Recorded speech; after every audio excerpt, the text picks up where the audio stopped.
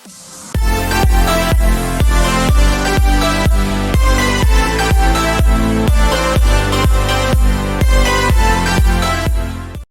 everyone, welcome back to my YouTube channel. I hope you all are doing great and in today's lecture हम बात करेंगे reading as a communication process के बारे में. In the previous lecture we have talked about what is communication, its brief introduction, what is the process, what process means, and why this communication is an interactive process, why it is important, right? So if you haven't seen this that lecture, then please I'll put a link in the description box. Please watch that video first, and then today's lecture is reading as a communication process.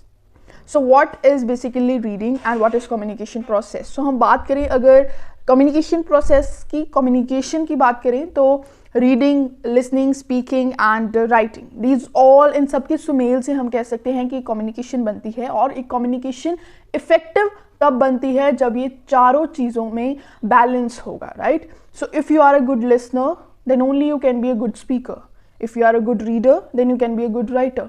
सो मतलब इन सब के सुमेल से, इन सब के mail मिलाप से, इन सब के बैलेंस से, इक्विलिब्रियम से एक कम्युनिकेशन है, जो कम्युनिकेशन है that can be an effective और we can say an interactive process, right? Is that clear?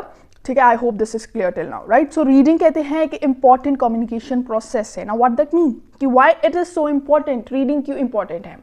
देखिए कोई भी अगर हमारे पास सामने कोई भी मैसेज आता है, कोई भी अगर हमारे सामने कोई पेज है या कुछ भी है, तो फर्स्टली हम क्या करते हैं?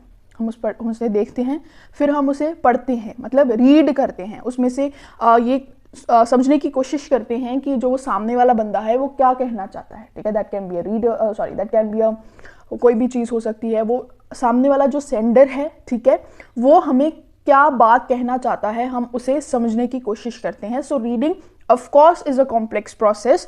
Why it is complex process? इसमें कॉम्प्लेक्सिटी क्यों है? क्योंकि कई दफ़ा क्या होता है कि हमें कोई टेक्स्ट नहीं पता होता. टेक्स्ट नहीं पता होने का मतलब दैट मीन्स कि हमें वो लैंग्वेज जो है हम उससे फेमिलियर नहीं है, राइट? सपोज हमारे सामने कोई ऐसी लैंग्वेज आ गई, अरेबियन कुछ भी है ना, ऐसी लैंग्वेज आ गई अगर जिससे हम, उर्दू आ गई, राइट? सो जिससे हम फेमिलियर नहीं हैं, सो हम उसे पढ़ नहीं सकेंगे, राइट? सो वो कॉम्प्लेक्स है. वैसे भी एक रीडिंग, अगर हमें लैंग्वेज समझ भी आ गई तब भी reading is a complex process. कैसे? अगर कोई, हमें इंग्लिश आती है सबको, ठीक है, सो इंग्लिश आ गई हमें, हम इंग्लिश का कोई लैंग्वेज कुछ पढ़ रहे हैं, पैसेज पढ़ रहे हैं, कुछ पढ़ रहे हैं, कई वर्ड्स ऐसे होते हैं जिसका हमें मतलब नहीं पता होता, right? We don't know the meaning of that word, और हम थोड़ा सा अंदाज़ा लगा लेते हैं कि ऐसा हो सकता है, ऐसा हो सकता है, उसकी आफ्टर वर्ड लाइन, उसकी बाद वाली लाइन और उसके पहले वाली लाइन को समझ के. सो वो कॉम्प्लेक्सिटी होगी ना, उधर कॉम्प्लेक्सिटी आ गई because we don't know the exact meaning of that word, right? So एक कॉम्प्लेक्स कम्युनिकेटिव प्रोसेस है किसका? Of receiving and interpreting the written words. उन वर्ड्स को रिसीव करना और उनके बाद उसे इंटरप्रेट करना, उसे समझना, क्या मतलब क्या है उसका. So what it includes, basically ये सब इंक्लूड क्या करता है? इट इंक्लूड्स रिकॉग्नाइजिंग, रिकॉग्नाइज करना. क्या रिकॉग्नाइज करना? भी लिखा क्या हुआ है, what is written, and understanding the main and the subsidiary points as well. Main और सब्सिडरी पॉइंट्स को समझना एज वेल एज लिंक्स उठाना कि अगर वो पोइट ने पहली लाइन में ऐसा लिखा है तो उसके पीछे कोई ना कोई रीज़न होगा. उस लिंक को जोड़ना किसी दूसरी लाइन के साथ और उसे फिर मिसमैच करके और उसे समझ के एक मतलब निकालना कि वो रीडर का और वो सेंडर का या फिर जिसने मैसेज लिखा है उसका क्या मतलब है, right? So while receiving and interpreting written words, the reader is interested in the 4 factors. कहते हैं जब एक मैसेज हमारे पास आता है, हम उसे रिसीव करते हैं, हम उसे समझने की कोशिश करते हैं, तो उनमें रीडर के 4 मेन फैक्टर्स जो हैं, जो रीडर है, पढ़ने वाला है, उसमें वो इंटरेस्टेड होता है 4 फैक्टर्स में. The 4 factors are, number 1 is decoding, comprehending, third one is text analysis and then is response. So what is decoding? Decoding ये कोडिंग की लैंग्वेज होगी, ठीक है, जो हम सॉफ्टवेयर वगैरह में यूज़ करते हैं. सो बेसिक इसका क्या मतलब है? वो वाली डीकोडिंग, वो वाली कोडिंग, इसमें कुछ नहीं है. The simple meaning here is कि जो भी मैसेज हमारे पास आया है, व्हाट्स द मैसेज दिस, उसको वो कोडेड होता है, ठीक है. कोडेड का मतलब कि वो एक मैसेज को हमें डीकोड करना होता है, मतलब समझना होता है. अगर हम सिंपल में बात करें, सिंपल वर्ड्स में, सो कोडेड मैसेज है. कोडेड वो वैसा कोडेड नहीं होगा कि उसमें हमें कुछ समझ ही ना आए, उस तरह का कोडेड नहीं है ये. इसमें सिंपल उनका कहने का मतलब है कि जो भी मैसेज आता है वो पहले एक मैसेज है, हम उसे डिकोड करते हैं इन द वे ऑफ कि हम उसे पढ़ते हैं, सिंपली रीड करते हैं. सो उसे हम कह सकते हैं कि हम डिकोड करते हैं. कॉम्प्रीहेंड का मतलब होता है अंडरस्टैंड करना. किसी भी चीज़ को समझने की कोशिश करना, ठीक है, समझना कि उसमें जो लिखा है उसका क्या मतलब है, that is comprehend. So comprehend का मतलब क्या है, अंडरस्टैंड करना। कोई भी मैसेज हमारे पास आया, हमने उसे पढ़ा, उसमें से जो मेन पॉइंट्स है, ठीक है, मेन पॉइंट्स को जॉट डाउन करना, ये समझना बेसिकली कि वो मैसेज उसने भेजा क्यों है, ठीक है, उस मैसेज का टॉपिक क्या है, उस मैसेज का मकसद क्या है, उसे हम कॉम्प्रीहेंड करेंगे, मतलब कॉम्प्रीहेंड कहेंगे, दैट मीन्स हम अंडरस्टैंड करेंगे that what is the meaning of that written message. Sorry, the third one is text analysis. Text means जो भी लिखा है, एनालिसिस करना, उसके एनालाइज करना अच्छी तरह, उसमें से देखना कि इसमें बेसिकली क्या होगा कि हम और डीप जाएंगे, हम समझने की कोशिश करेंगे, वी ट्राइंग टू अंडरस्टैंड कि जो मैसेज हमारे पास आया है उसमें जो रीडर ने जो सेंडर ने जो लिखा है उसमें सेंटर का पॉइंट ऑफ व्यू क्या है।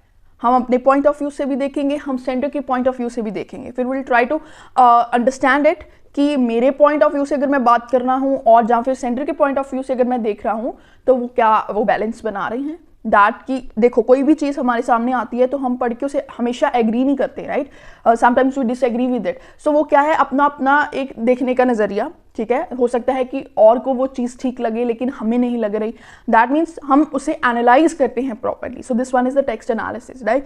फिर जी अगर हमने ये सब कुछ कर लिया तो सपोज आपके पास व्हाट्सएप पे कोई मैसेज आ रहा है, दैट फर्स्टली आप क्या कहते हैं, उसे पढ़ते हैं, अगर बहुत बड़ा मैसेज है फिर उसमें से अंडरस्टैंड करने की कोशिश करते हैं कि एक्चुअली इसमें लिखा क्या हुआ है। सपोज कि वो कोई अननोन पर्सन ने आपको मैसेज किया है, तो firstly you try to read that message, ठीक है, फिर आप उसमें से अंडरस्टैंड करते हैं, फिर आप देखते हैं कि अगर उसने मैसेज भेजा है तो मुझे ही क्यों भेजा है भाई, और क्या उसमें क्या है ऐसा, वो क्यों मुझे ये मैसेज भेजना चाह रहा है। तो ये सब कुछ होगा, उसके बाद you will response to that person.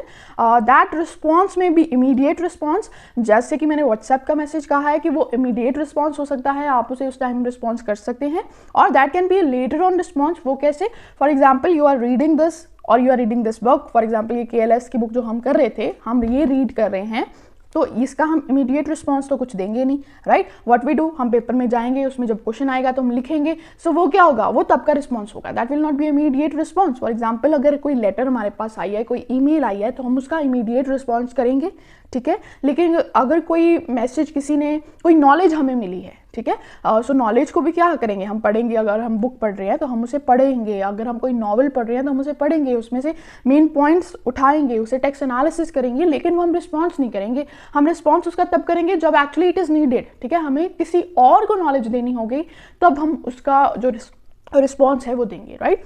So I hope it is clear. अगर हम बुक के अकॉर्डिंग भी एक बार देख लें, so this is what I have told you today, reading as a communication process. This is book by KLS. So ये हम सारी खत्म करेंगे, राइट, बुक।